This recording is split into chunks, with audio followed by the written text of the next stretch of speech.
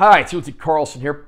We looked at the Super Mario Bros. Super Show on this channel, and every Friday they would actually show a Legend of Zelda episode instead. So today we're looking at this set of the Legend of Zelda Complete series. I'm going to unbox this release and share my opinions.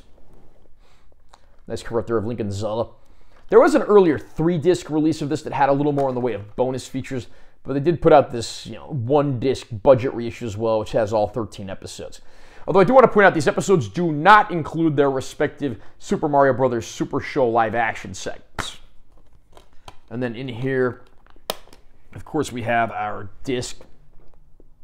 There's 13 episodes total, and they run about 15 minutes each. And then under there, you got some nice art of Link with the show logo. Some ads for other releases, including like Mario and Sonic stuff. And this cartoon came out when the only 2 Zelda games available were the NES games, The Legend of Zelda and Zelda 2, The Adventure of Link. The series, of course, revolves around Link and Zelda and their battles against the evil wizard Ganon. Ganon has stolen the Triforce of Power. Zelda has the Triforce of Wisdom. And Ganon, of course, tries to launch his schemes to divide and conquer the Kingdom of Hyrule. So Link, who's pretty much been hired by Zelda and her father to protect the kingdom, finds himself in over his head fighting against Ganon and his monsters. But of course, he has plenty of help. Zelda actually joins the fray on a lot of occasions, and he has the fairy Sprite who helps him out, almost sort of a premonition to Link having fairy companions in the Nintendo 64 video games.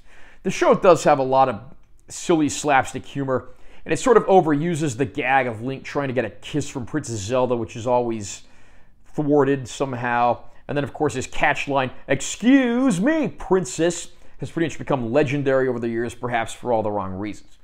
Now, there wasn't a lot for the guys that made this cartoon to pull from, because there were only 2 games that had very little text and story, pretty much what little English text you had in the game. So you do see a few elements and characters that aren't in the games, and they actually do a pretty decent job incorporating a lot of elements from the games.